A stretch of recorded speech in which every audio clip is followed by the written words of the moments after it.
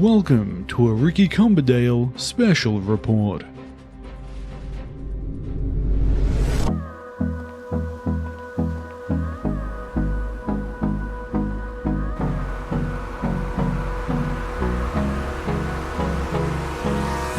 You've seen their trucks all over the state of Victoria, from delivering goods to doing construction work all over the city. I, Ricky Cumberdale, have decided to spend a day with the people at Wolf Constructions and Wolf Logistics to do a deep dive on what it's like to work as a wolf.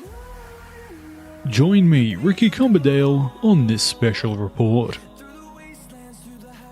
What kind of jobs do you normally go out on while you're working out there in the field? Do you want me to answer that one? Yeah, you go ahead. Okay. So there are a few different routes, and we're adding routes all the time. But the major ones are going to be food delivery route. We have an auto part delivery route.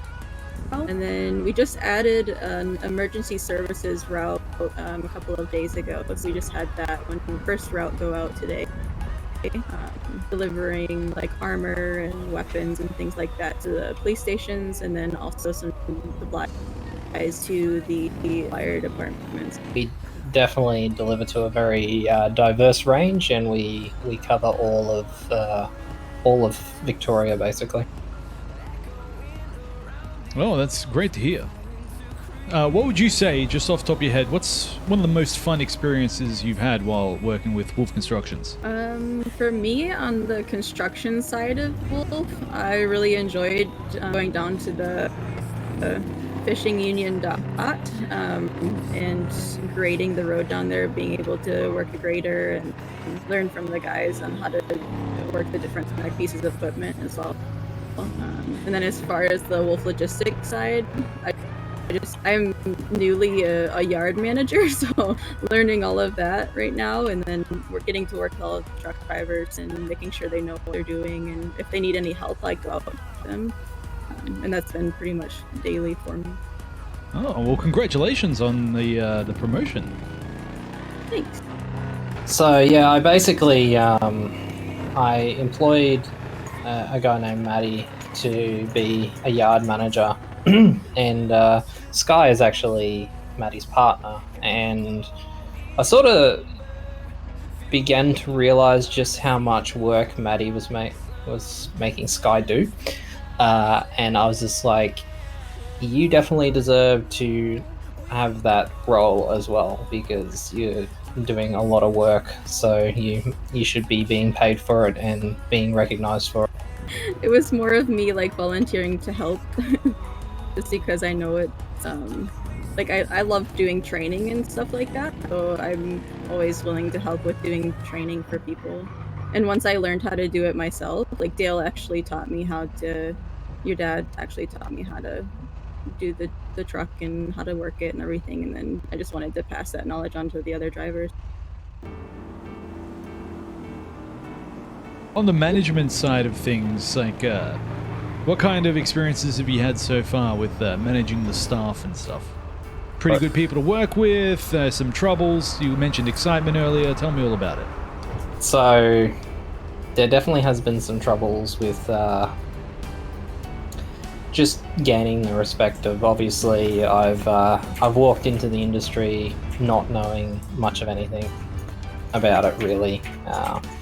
My father kept me very separate from the business, so I'm kind of having to work a lot of things out myself. But the team has been great and in helping me out, although it has been a bit rough sometimes, but for the most part it's been good. Yeah, I've really enjoyed working with almost all of the truck drivers. Like, they're all really respectful guys so far. There's actually another woman as well looking to become a truck driver, so I'm really excited to train her when she gets the chance to come in. Oh my goodness. But yeah, just having, you know, a diverse group of people. We've had a lot of different kinds of people from around the country and around the world even. Like, some people have flew in from different countries to the city. It's really cool to be able to work with everybody. Had a guy working for us the other day who flew in from Egypt. Oh, Yeah, wow. Sammy, right? That's Sammy. Yeah, Sammy. Yeah, I got to work with him today. He's a really cool guy. When you're out here doing work, what's the kind of response you get from the locals? Do they not really know their boundaries? You ever have problems kind of setting up roadblocks and stuff for your work? Anything like that? Oh yeah, like they are straight up stupid sometimes. Yeah, they definitely don't know boundaries, especially with the trailers. It gets kind of bad. I know that I've had to take out one of the work trucks with the lights on it to be able to block off the road so that the truck can actually park because it just kept getting hit by the locals. So what kind of businesses do you work with the delivery stuff? We do deliver to the likes of Grease Monkey Garage and Slow Life Autos. In terms of the automotive side of things, we've also got a a rare contract that comes up occasionally for the dealerships in the city, where we deliver some cars to them that come off the boats. I'm currently I'm a co-owner of Wolf Constructions and Wolf Logistics. I've been working with Wolf Logistics for around about a month since we founded Wolf Constructions. Around about 6-7 months now. What would you say is maybe your favorite part of working here? It's a great sort of interaction we have with the community. This is a very unique service that we provide the council and the private people who decide to contract us. So I love interacting with the community, showing them something they might have not seen before. It's all about that uniqueness, I guess. When it comes to the people you work with, your employees, what would you say is your favorite quality of working with them? Just the interaction, like I said. We've all got a friendship. We all work, with one another, really close to one another. We have to rely on one another for, positions, for difficult sort of spotting maneuvers, all that stuff. So it's just, I suppose, the communication with one another. I love that we improve it every single job, which makes it good. So kind of just one big family all working together for the same goal. That's it. We're heading to the Pacific Bluffs Country Club next at 811, right on the coast, just off the Great Ocean Highway. Oh, sounds like a very scenic route to take. Would you say that maybe one of the upsides of doing a job like this is being able to have a big open road in front of you, see the sights of our beautiful state? Oh yeah, this is a very rural, and I have trouble with that word, a rural route. Yeah, you got it. What's really surprising about Melbourne is just how many stores there are. When you really start looking and start talking to the business owners, like there's hundreds and hundreds. And I'd like to say we cover at this stage, and we intend on expanding the company. We cover probably 40% or 50% of all the stores. So we would like to get that up to around 80 to 90%. So you'd say it's a ever-growing and expanding business? Absolutely. Like when my father was running it, when my father started it, I should say, we had maybe 3 runs going out a week, and we're at the stage where we're doing 5 runs, 10 runs a night or a day. Can you tell me about maybe, would you say, the scariest situations you've been in while being on the roads for the company? Anything, honestly. Anything involving a garbage truck or an armor guard Oh, why would you say that? truck. They are just psychos. They drive like complete nutcases, like they've got nothing to live for. Like they are just terrifying to be on the road anywhere near them. How you doing, mate? Any chance of moving that pink Jeep? What's going on here, mate? It's got a delivery to make at the country club here. To drop off my package? Just here to deliver to the country club, mate. Yeah, I'm actually the only other country club. You just need to like... Yeah, just park it up back there and I'll sign the papers. Yeah, no worries, mate. Too easy. Well, what do you think of the company? You know, you see them out on the road driving their big trucks. What's your thoughts on them? They drive well. What do you think? And I definitely think they could, you know, be members of the society for sure. But you know, they drop off a lot of boxes, which is a bit of a pain in the ass because sometimes they help us make them, you know, and move the boxes with them.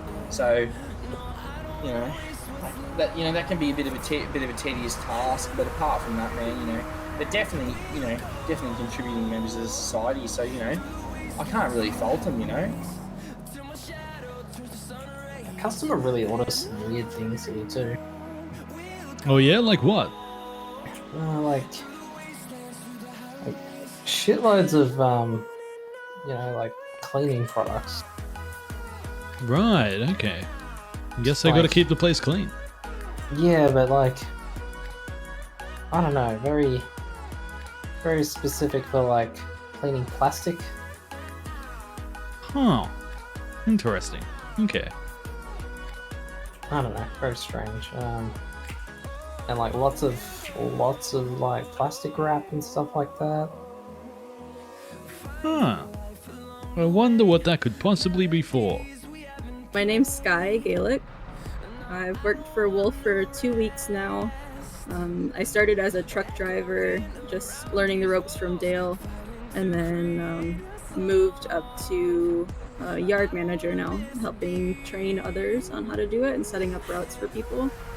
Been doing that pretty much daily, if not every other day, just to get some workout for the guys and hopefully gals coming in soon as well.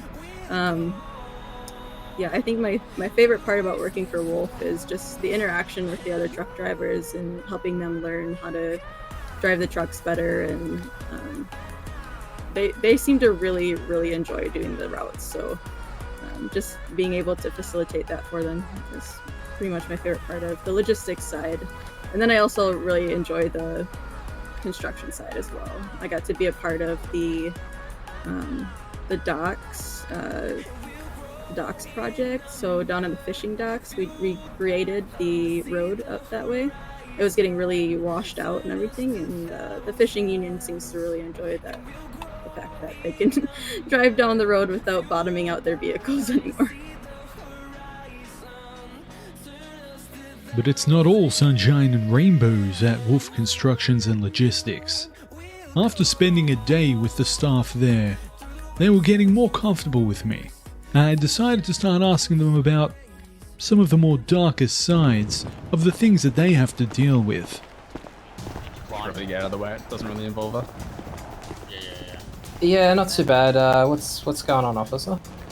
Well, look, we've just had an encounter with one of your employees who's just been bashed by an individual who's now been taken to hospital.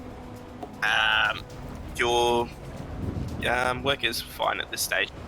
However, we're not pressing any charges on him. He's done nothing wrong. His friends actually acted in self-defense for him. Okay. The other bloke, he's just been shot at the moment. He's been taken to hospital. But yeah, if you just wanted that verification, Okay. your employees have done absolutely nothing wrong. Okay, alright, no worries. That's good to hear. Nothing. Yeah. So the perpetrator, he's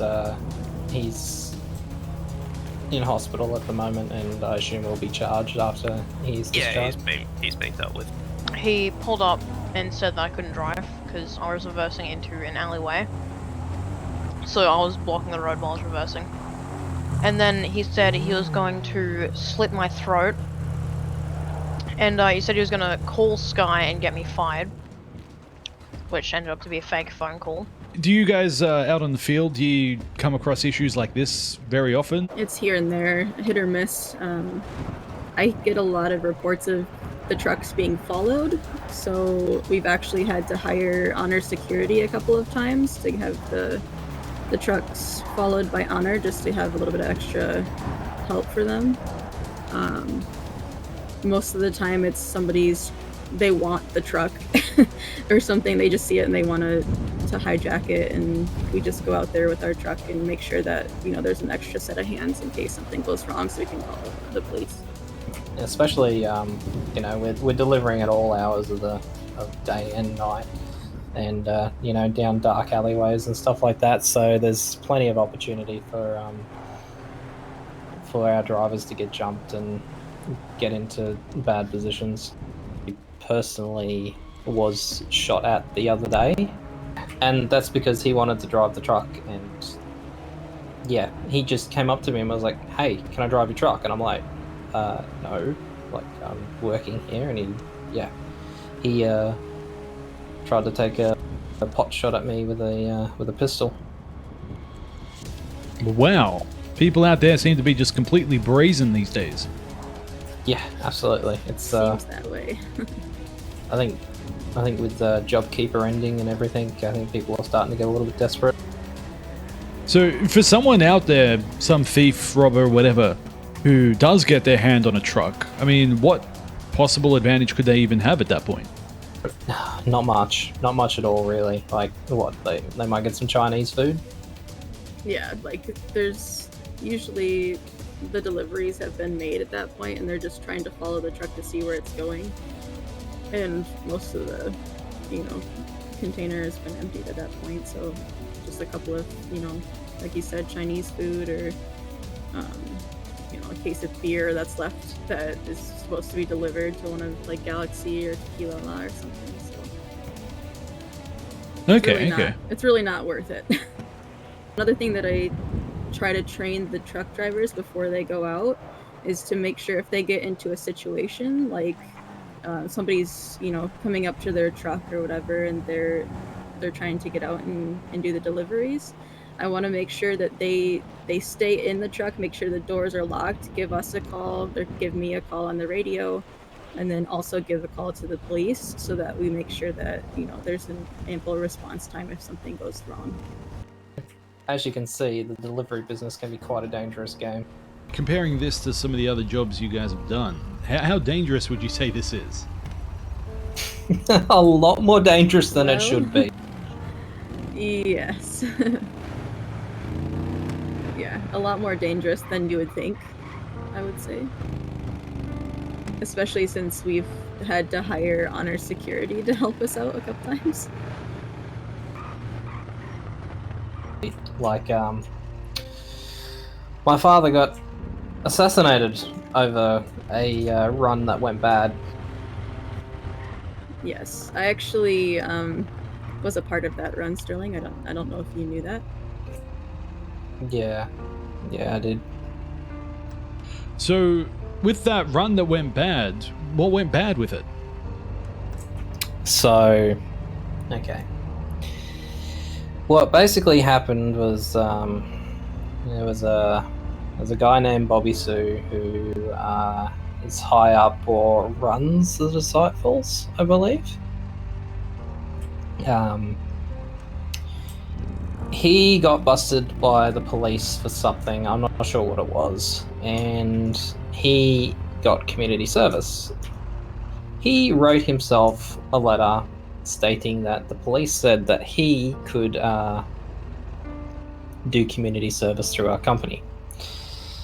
My father wasn't at the yard at the time when Bobby Sue came in and managed to convince one of my managers that he was in fact allowed to drive the truck with the paperwork that he gave him, that he's claiming is from the police, which by the way is signed by himself. I later found out.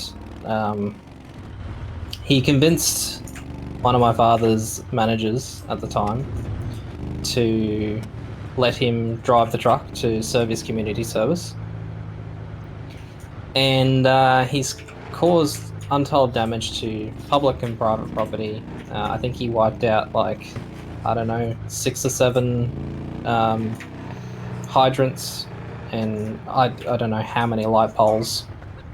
He Pretty much struck every people. single one he passed.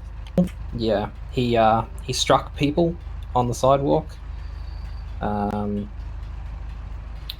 and he caused a lot of damage to my father's truck. My father, once he found out, sent a message to Bobby Sue, because they had a history of Bobby Sue demanding to work for Wolf Constructions. And when it didn't go his way, he basically threatened my father's life.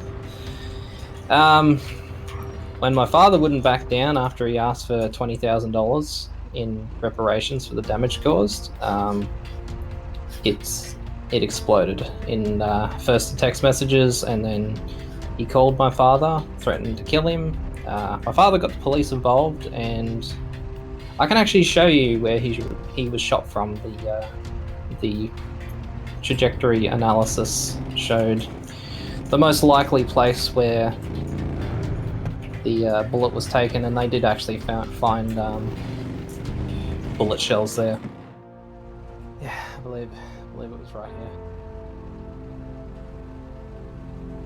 What was your relationship with your dad? It wasn't, I'll be honest, it wasn't great. I was well looked after. There was a trust fund set up through the company.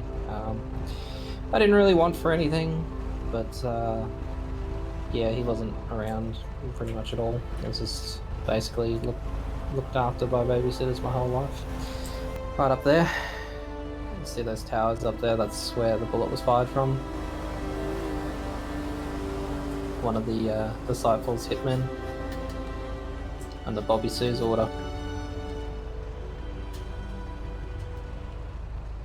It was just like a normal day. Honestly, like we had just been meeting up at the lot to get ready to go on a construction job and getting that prepared.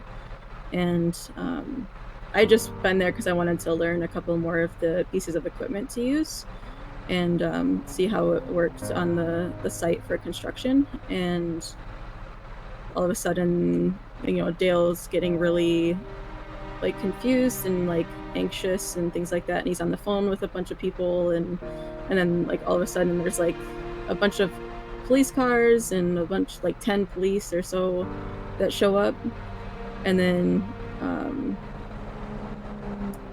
yeah, it's just a bunch of commotion, and then all of a sudden I like turn around and I see Dale just on the ground, and we all just literally, because we didn't hear anything, so we all just literally hit the ground and like tried to get behind cover. We didn't know where it came from.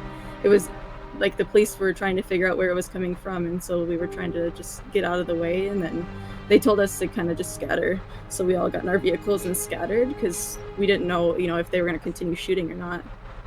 And so we all scattered, and a couple of us, when we hit the ground, we actually like took a hit to like scrapes and things like that, so we needed to go to the hospital anyway. And so I actually went to the hospital with my partner Maddie, and we actually saw Dale be brought into the hospital, and he was in really, really rough shape, and they had to rush him into surgery and try and save him, but they weren't able to ultimately.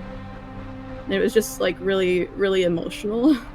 And at the time I didn't know how to handle it. I don't think any of us knew how to handle it. Like seeing something like that is so traumatic, Yeah, I couldn't even imagine. Now that it's been a little bit of time, how do you feel about it now? Do you think is it still just as raw as it was then, or have you had some time to kind of deal with your emotions? I mean, it's like every time I hear a gunshot, I still like crouch down. I go for cover every single time. Like it's not something that's gonna go away right away. Even with a week or so passing already, like it's not gonna for me at least, it's not gonna go away that fast.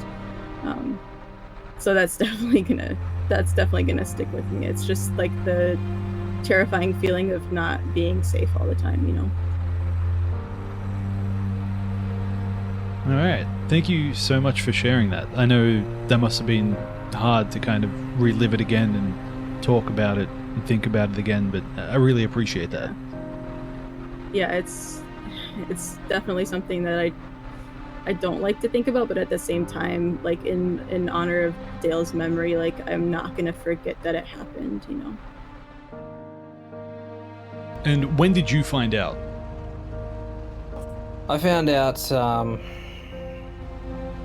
I think it was about an hour after it happened, but I was living up in Queensland, and obviously I couldn't make it to the funeral because it was a rushed funeral. Everything basically got shoved onto me. There was a lot of outstanding contracts that still needed to be upheld with the council and government. Vic roads, stuff like that.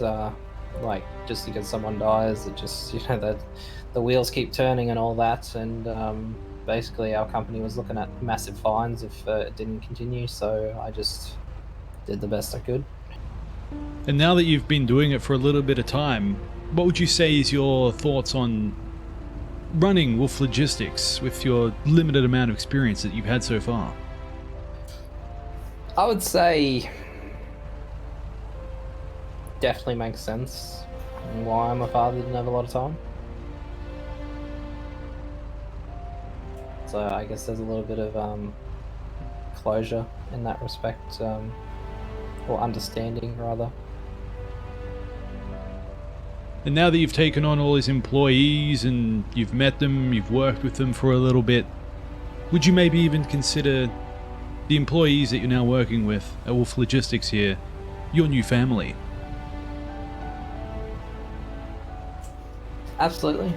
I'd definitely say that it definitely helped me out with a lot more than just the company. Except for that guy on the right.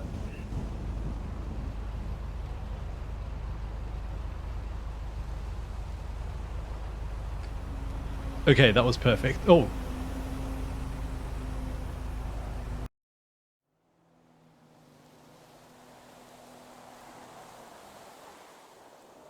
I started this day working on a simple story to highlight the work that Wolf Constructions and Logistics does around our city.